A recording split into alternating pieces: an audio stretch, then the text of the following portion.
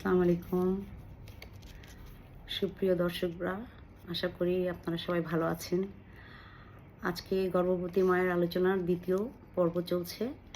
চতুর্থ মাস থেকে ষষ্ঠ মাস পর্যন্ত এই 3 মাস মায়েদের কি কি সমস্যা হতে পারে এবং সেটা সমাধান কি, এ বিষয়ে একটু কথা বলি। প্রথমে আমরা আগে ইতিহাস নিব এবং তারপরে কি সমস্যা শোনার পরে তারপর আমরা চিকিৎসা দেব এবং তাকে কিছু পরামর্শ দিব। প্রথম যেটা করা উচিত সেটা হলো যে উনি এই প্রথম 3 মাস উনি দেখিয়েছেন কিনা, কোনো ফলো আপে ছিলেন কিনা। যদি না থেকে থাকেন তাহলে অবশ্যই তার আর থাকলেও প্রতি মাসে কিন্তু একবার করে দেখানো নিয়ম, চেক আপ করার নিয়ম।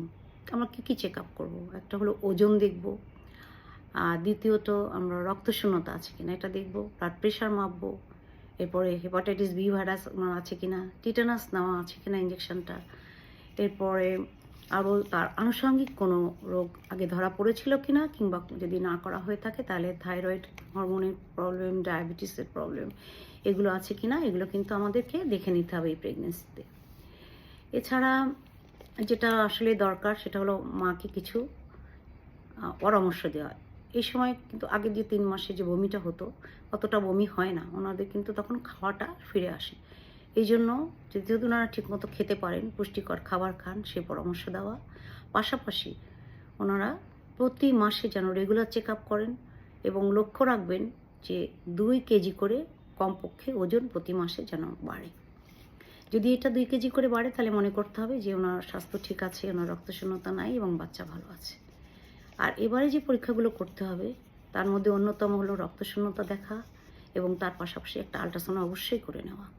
আল্ট্রাসাউন্ড এই জন্যই করবো যে ফুলটা কোথায় আছে, বাচ্চা কতটুকু বাড়লো, বাচ্চার ওজন ঠিক আছে কিনা, যে পরিমাণ পানি থাকার কথা অ্যামনিওটিক ফ্লুইড সেটুকু ঠিক আছে কিনা, এটা দেখার জন্য আমরা একটা আল্ট্রাসাউন্ড করলাম। এরপরে যদি সেটা ঘাটতি থাকে সেই অনুযায়ী পরামর্শ দিব। এবং এই সময় ফলিক অ্যাসিড এবং ক্যালসিয়াম অবশ্যই প্রতিটি মায়ের খাওয়া উচিত। ক্যালসিয়াম আমরা যতই খাবার থেকে খাই, যেরকম দুধ, ডিম, তারপর কলা, সবজি, এগুলো তো খাচ্ছি, তারপরে নাটস যেটা বাদাম, এগুলোর মধ্যে অনেক ক্যালসিয়াম থাকে এবং পাশাপাশি আয়রন শাকসবজিতে থাকে, কলাতে থাকে। তো এগুলো যদি আমরা রেগুলার খাই তারপরেও আমাদের কিন্তু কিছুটা ঘাটতি থেকে যায়। এই জন্য কিছু ফলিক অ্যাসিড আর তার পাশাপাশি ক্যালসিয়াম ট্যাবলেট প্রতিটা মায়ের খাওয়া উচিত। আর এছাড়া বলবো বিশ্রামের ব্যাপারটা, কমপক্ষে মাকে 10 ঘন্টা বিশ্রাম নিতে হবে, রাতে 8 ঘন্টা ঘুম এবং দুপুরে অ্যাটলিস্ট 2 ঘন্টা তাকে বিশ্রাম নিতে হবে শুয়ে। ঘুমাতে হবে এমন কোনো কথা নেই। আর বাচ্চা নড়া কিন্তু 5 মাস থেকে মায়েরা বুঝতে পারেন, সেজন্য এটাও খেয়াল রাখতে হবে। আর 6 মাস থেকে ওনারা যদি পাকাতে শোন সেটা ভালো হয়, তাতে ফুলে রক্ত চলাচল ভালো হয়। ফুলে রক্ত চলাচল থেকে বাচ্চার গায়ে যে ব্লাডটা যায় সেটাও ভালো হয়, যার জন্য বাচ্চার কোনো পুষ্টির অভাব হয় না বা রক্তশূন্যতা হয় না। তো এগুলো সব খেয়াল রাখবো আমরা। একজন মাকে আসলে অনেক যত্ন নেওয়ার দরকার। পাশাপাশি এই সময় কিন্তু একটা ভয় থাকে, 6 মাসের পর থেকে দেখা যায় অনেক সময় এক্লামশিয়া মানে প্রেশার হাই হয়ে যাওয়া, এরকম যদি কারো দেখা যায় অবশ্যই নিয়মিত ব্লাড প্রেশার মাপবেন।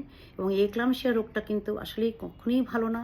এই এক্লামশিয়ার জন্য মানুষের খিঁচুনি হয় মায়েদের এবং এরপরে অনেক সময় বাচ্চা খারাপ হয়ে যায়। তো এই দিকটা বেশি লক্ষ্য রাখতে হবে, অতিরিক্ত ওজন না বেড়ে যায় এটাও খেয়াল করতে হবে। সব মিলিয়ে আমি বলবো যে মায়ের যত্ন যদি আমরা খুব ভালোভাবে নিই তাহলে একটা সুস্থ সবল ডেলিভারি মা করতে পারবেন। এই যে 9 মাস 7 দিন বাচ্চা আমরা ইউট্রাসে জরায়ুর ভিতরে রাখা থাকে, তো এটার জন্য যাতে পরবর্তী 3 মাসও ভালো যায় এবং সুস্থভাবে একটা ডেলিভারি করতে পারে, এটা সবারই একটা আশা থাকে। তো সবাইকে শুভকামনা, ভালো থাকবেন সবাই। ধন্যবাদ, অনেক অনেক ধন্যবাদ আমার সঙ্গে থাকার জন্য। পরবর্তীতে আবার দেখা হবে। কমেন্টস করবেন, যদি কোনো কোয়েশ্চেন থাকে করবেন, আমি রিপ্লাই দেওয়ার চেষ্টা করব।